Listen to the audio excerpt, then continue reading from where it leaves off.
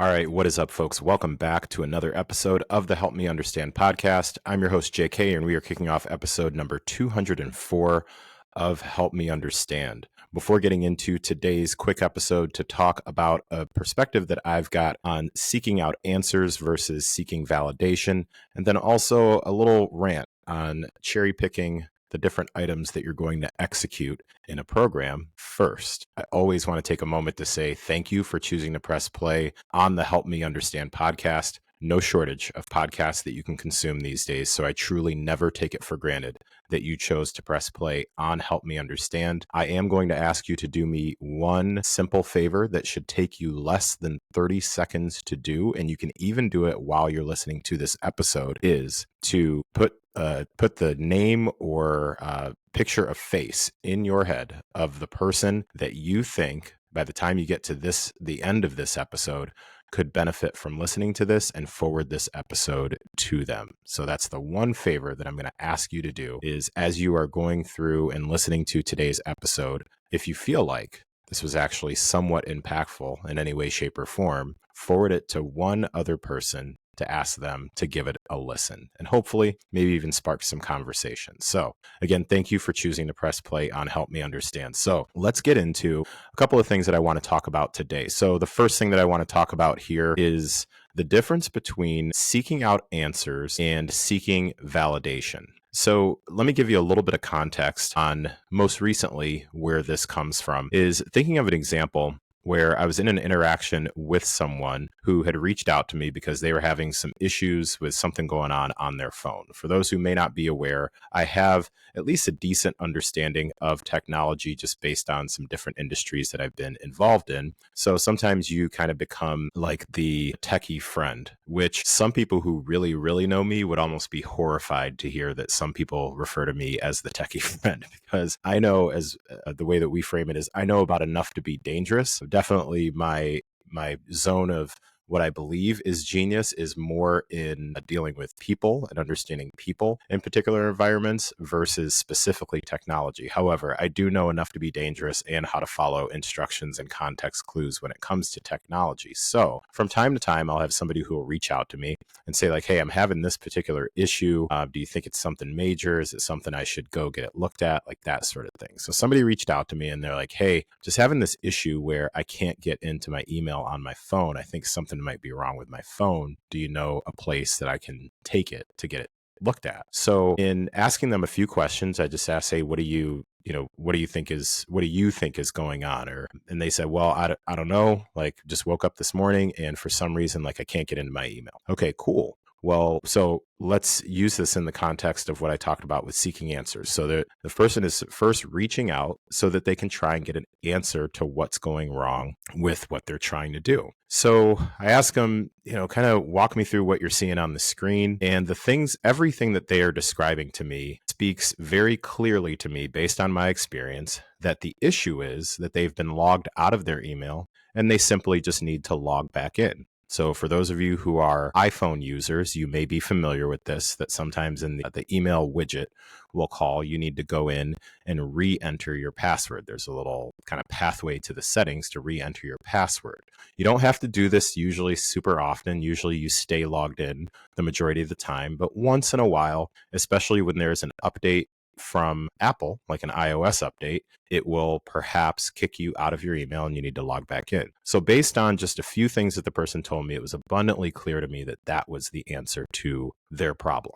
So I let them know, hey, it looks like all you need to do is pretty much just log in to your email. Their response to me, though, was, no, I don't think that's it. I think there's something wrong with my phone. So I'll spare you the about 10 minutes of back and forth that ensued after going through this. But by the time they finally got to the point of just following the steps that they were being given, and then lo and behold, miracle, when they put the password in, they actually were able to get back into the email.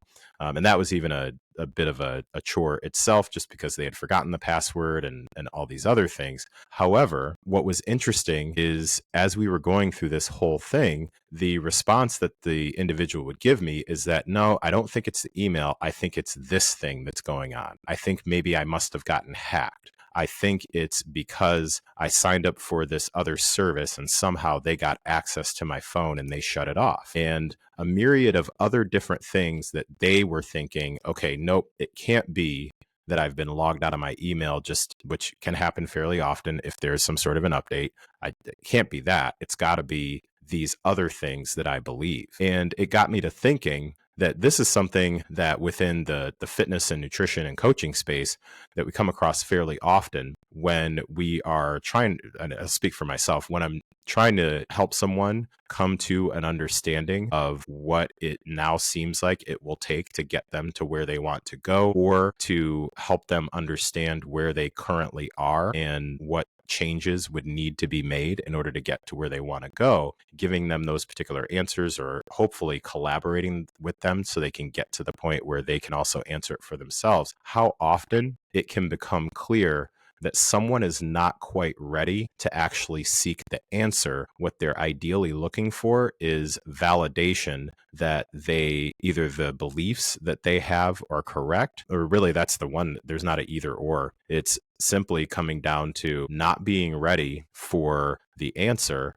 and instead spending time talking about looking for some sort of a story to validate that their belief, their opinion, their point of view is actually the correct thing in this particular scenario. So in the scenario that I just presented, regardless of the amount of information that I was giving, trying to put some facts behind why I was giving the answer that I was giving with, I'm telling you, I've seen this movie a few times, including the reruns and the syndication. All signs lead to you need to go to this particular spot and log into your email. This person believed that it was everything except that. Nope, it had to be that I got hacked. It had to be that somebody got a hold of my information. It had to be that something's wrong with the phone. Maybe there's something going on with the battery, like all these other things. And I can think of numerous conversations, and this is part of the coaching process, quite honestly, numerous conversations where you can have someone who will come to you and say, hey, I really need help with trying to figure out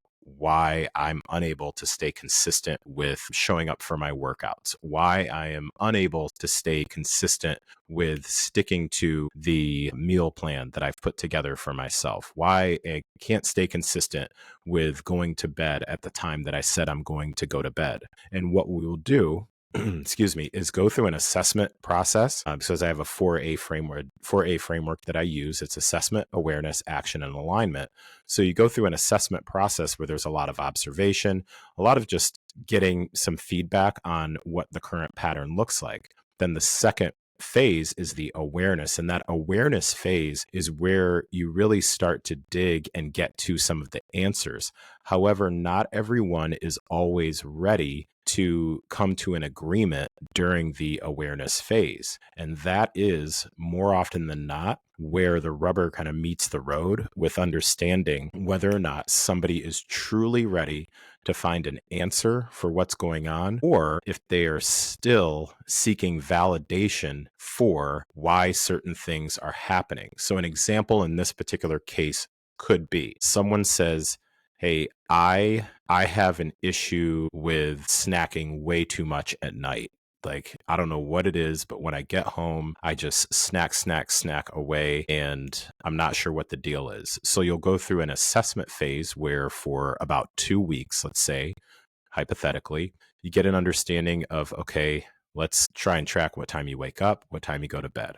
Let's get a general idea of what your meals and your snacks look like throughout the day. Let's get a general idea, or let's get an understanding of how many steps you get in a day in conjunction with how often you move during the day. So it's not just about, for example, getting in 10,000 steps. If you get 10,000 steps in before, noon, and then from noon to the time you go to bed, you get in maybe about 500. That tells us something about your level of activity or lack thereof throughout an entire day. So you get an understanding for those things through the assessment phase. Then I, as your coach, am getting an understanding of, okay, based on the information that you gave in this awareness phase, now let's talk about a couple of things that I see that I want to present to you and get your agreement with. Do you also see this same particular pattern that's contributing? So if the problem that's presented that you're seeking an answer to is I keep snacking too much at night, and during the assessment phase, I noticed that you rarely eat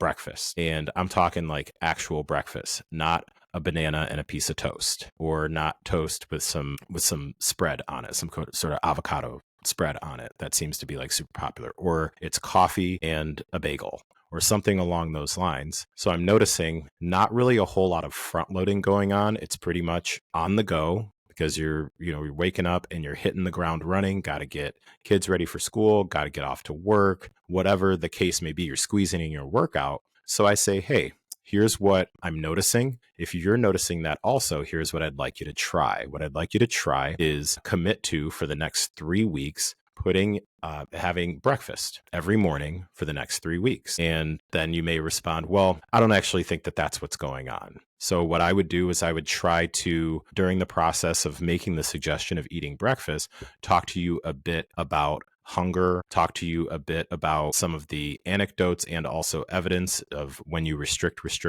for a while. Then, especially if you have any sort of like high pressure, stressful job or responsibilities during the day, when you come home to decompress, when you have that stress in conjunction with also not having eaten substantially throughout the day at any point, then that is basically like a nice combination of stuff that just leaves you prone to, I'm just going to go ahead and grab whatever I can, thus snacking. So potentially we can start to minimize the frequency of evening snacking by addressing things in the morning. So starting things off with actually eating a meal. And again, that's where if the person on the other end is saying, well, no, that's definitely not it. It's got to be this thing. It's got to actually be because my partner keeps bringing home pizza at night. That's actually the problem. So in a case like that, the person, the client, potential client, isn't seeking an answer. What they're seeking is validation for the current belief systems that they have, or the current beliefs that they have right now. So just to wrap this up, because I said I wasn't going to go super long with this particular one because it's just something that just came to mind. Ask yourself, as you are working on solving particular problems that you have, whether you're going DIY approach or you are hopefully working with someone to improve on those things, ask yourself, as you're going through that particular process, are you truly seeking the answers or are you seeking validation? Some may also call it confirmation bias. I know it's a little bit of a different lane. However, I do think that there could be a bit of carryover without having to make like a huge reach. So confirmation bias is when you essentially are seeking out things that prove your point, your belief, your point of view about a particular thing. So an example would be if you believe that carbohydrates are bad, then when it's time for you to look into how to lose weight, you may, instead of just typing in Google, best diet to lose weight, you may type in best low carb diet to lose weight because you're looking for something that also confirms the bias that you have that carbohydrates are bad, which that would mean if you believe carbohydrates are bad, you also believe that fruits and vegetables are bad because fruits and vegetables, spoiler alert, are also carbohydrates. So that can be a completely separate episode from this one.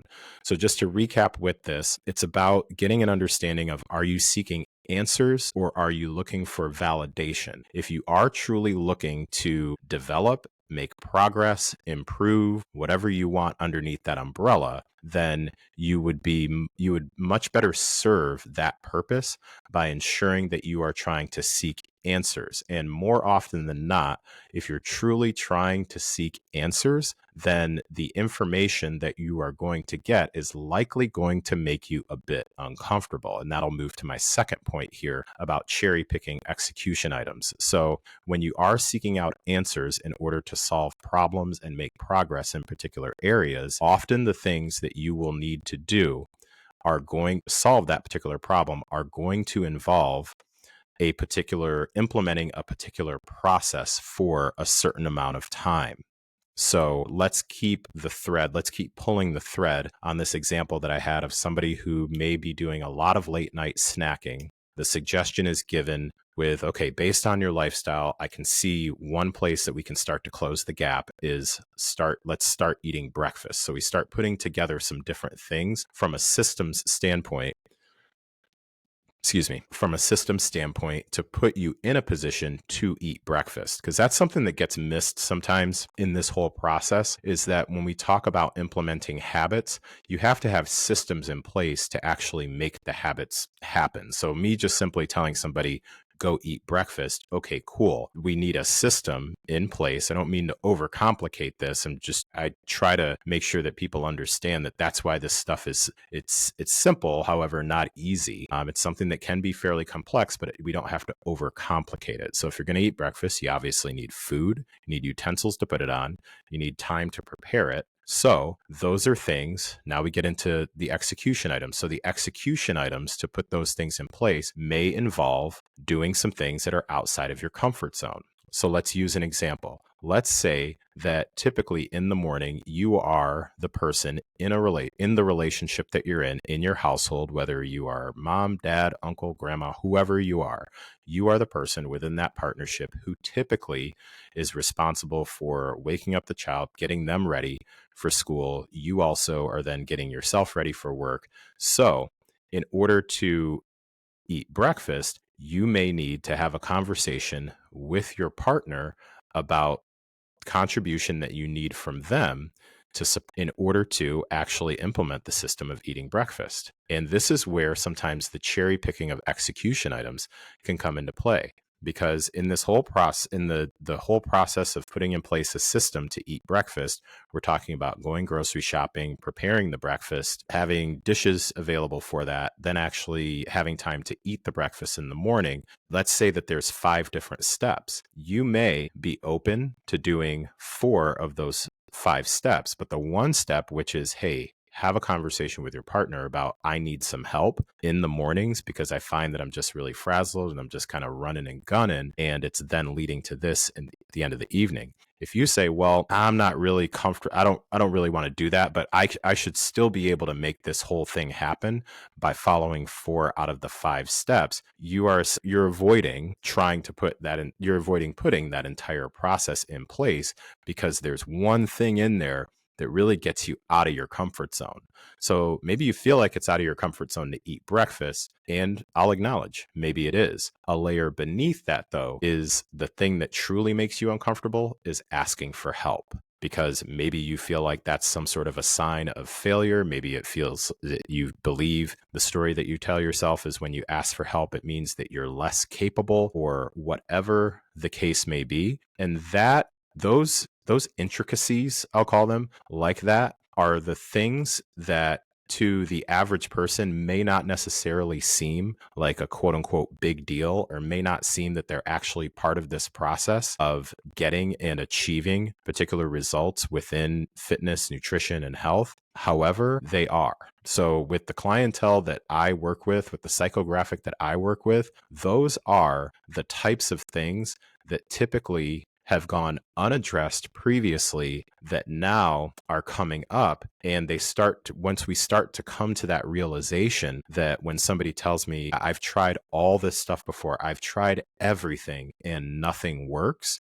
when we start to really get an understanding and work through the process as we're trying to implement our plan, and then we get to particular barriers or challenges, and instead of just quitting, we actually work through those, do a little messaging back and forth to figure out, okay, well, help me understand like what's going on right now. We start to really uncover where those previous potholes and roadblocks and barriers were before that truly were never being worked through. So what we would find is that in actuality, the whole like I've tried everything before is I've tried to follow a process before about 80%. I've tried to do about 80% of that list. I've tried to do 4 of the 5 things on that list. And typically the one thing that we've tried to work around or build a bridge over, at some point, it comes back up later. So to wrap up this second point, and then wrap up this particular episode, really take a look at, as you are executing a particular process, after you have gone through finding the answers that you need, hopefully working with a coach. If you are interested potentially in talking to me about how I might be able to help you with this, definitely reach out. However, just regardless of who you're working with, when you get the answers to, okay, here's what it seems like is going on, because this is a trial and error thing. Once you okay, this seems like what's going on, then here are the steps that we're going to start with in order to start to work through this problem and move with this. And you look and you go, okay, well, I'll do that. I'm not in a spot to do that. Don't just gloss over that. Work with your coach to try and figure out, okay, what is a doable version of this right now? What is something we can do to make some progress with this one particular bullet point, as opposed to being like, well, I'll do everything except that. It just reminded me of like that Meatloaf song, I would do anything for love, but I won't do that. Shout out VH1 Replays, but that was random.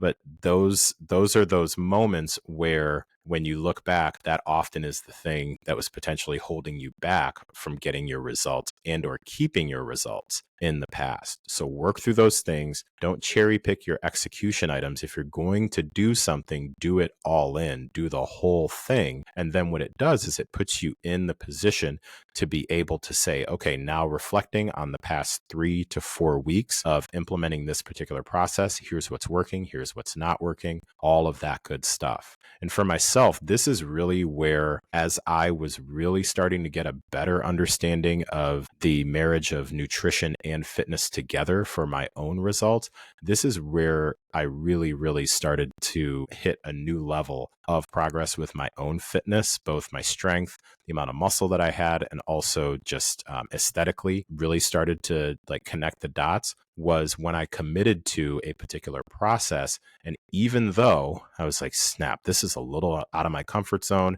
And also, quite honestly, I was kind of questioning whether or not this is something that was going to work. I had the mindset of, well, I'm going to do this completely the way that it's designed for me. And that way, if it doesn't work, I can go back and I can say, hey, it didn't work. And I won't give that other person the option to say, well, you didn't do it the way that we designed it. So that was really my thing, to be quite honest with you. I was looking to make sure that I followed that particular process as well as I possibly could and didn't skip any of the steps, because then I knew that if it didn't work, it would put me in a position to say like, yo, I did exactly follow the process exactly like you said. And lo and behold, when I did follow the process exactly like they said, and it was a collaborative process to come up with that, I actually found that process did work. Something that was helpful is it was also a collaborative process too, which is the way that most coaches should work with you here too. Okay, so again, just to recap today's episode, we spent some time talking about the difference between seeking answers and seeking validation, and then also then taking it to the next step of, once you've gotten those answers and a process that you can follow, making sure that you are not skipping over and cherry picking certain items to execute in order to really make progress. All right, so with that, we are going to close out episode number 204, which is another episode sponsored by Feed Your Habits. So Feed Your Habits is apparel for those that truly believe that habits don't just happen, they get fed in order to grow. So swing over to feedyourhabits.com. If you use my promo code JKFYH, that's all caps, JKFYH, that will get you an additional 10% off along with free shipping in the United States. So thank you again for listening to another episode of the Help Me Understand podcast. Take care. I'll talk to you next time.